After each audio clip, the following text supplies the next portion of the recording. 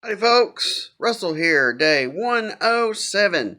Yes, that's right, 107 of my semi quarantine broadcast. Now, it's Saturday, and I do have to work today, uh, but I wanted to, so that's alright. But I thought I'd let you know I'm back down here at the shop today. I would have been here a couple of days ago since I passed the registry and don't have to study every single day so much. But I had a strange occurrence happen, and I want everybody to know that I figured out what's going to happen, what's going to be the disaster for July. Okay, so here it comes. You ready for it? Don't worry about murder hornets anymore. We are going to need to worry about electric ants. Okay, so come down to my shop. Two different people saw this, so I'm not making it up. And the main light switch, the one that turns on all the lights and the stuff that I have hooked into that circuit, um, was swarming with ants. I mean, it might as well have been made out of honey or something. It was just, you know, swarming. And they weren't swarming anything else, just climbing up the wires and going all over the box and the light switch. So, when I got to where I'm going to come in and turn the light on, the light wouldn't work. The ants ate the electricity, or they ate the inside of the switch. Here's the switch, just a regular old, nothing special kind of a switch, but I suspect that it's full of ants right now. I'm going to break it open here in just a little bit and see, because I'm just curious. So, I have replaced the switch and put out ant poison directly on and around it, so that hopefully that won't happen again. But that's what we got going on for July. So everybody, spread the news. Electrical ants. So as I said, I'm back out in the shop today. I don't have a lot of time to work on anything. Haven't really worked on much. Just a little here and a little there. Hardly worth anything messing with. But I do have a project which is in progress. I have like 12 that are in progress, let's be honest here. Because I start stuff and then I have to think about it, and then I start something else and I have to think about that, and I don't have any deadlines on anything, so that works okay. But I do got to focus in really soon and try to finish a few things. But I did start another thing.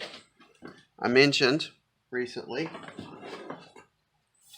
that I was going to possibly look into making and selling, perhaps on Etsy or somewhere, some of my battle clubs, because the response from the first one that I made was so good, and people are like, will totally buy this.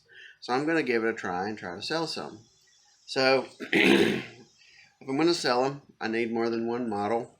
So I've been making a few models. I'm going to go with 4, 5 initially, and see if I can sell them. And if I can, then that's great. And if I cannot, well, I'm going to have a few battle clubs around, and perfect for home defense, Christmas gifts, baby showers, what have you. So here is the newest model. I call this one the Brute because it's really heavy and, frankly, dangerous. So here we are. Okay, start from the bottom. Got some black iron going on.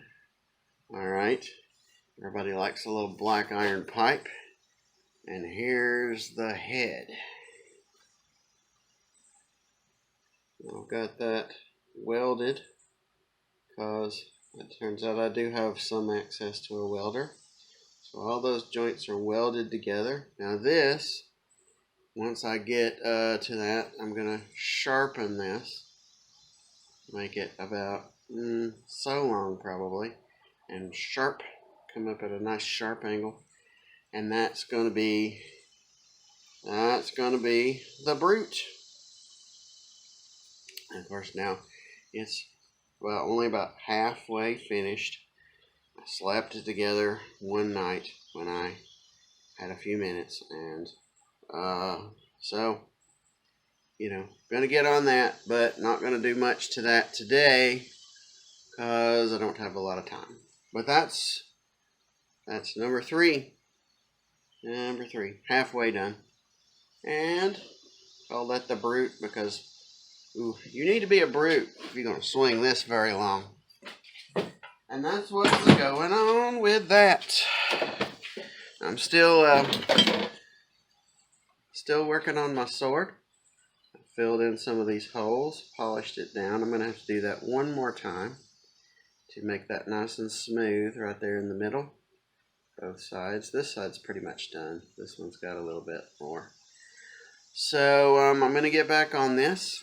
I'm going to, finish sharpening everything, get all that paint off of there and everything.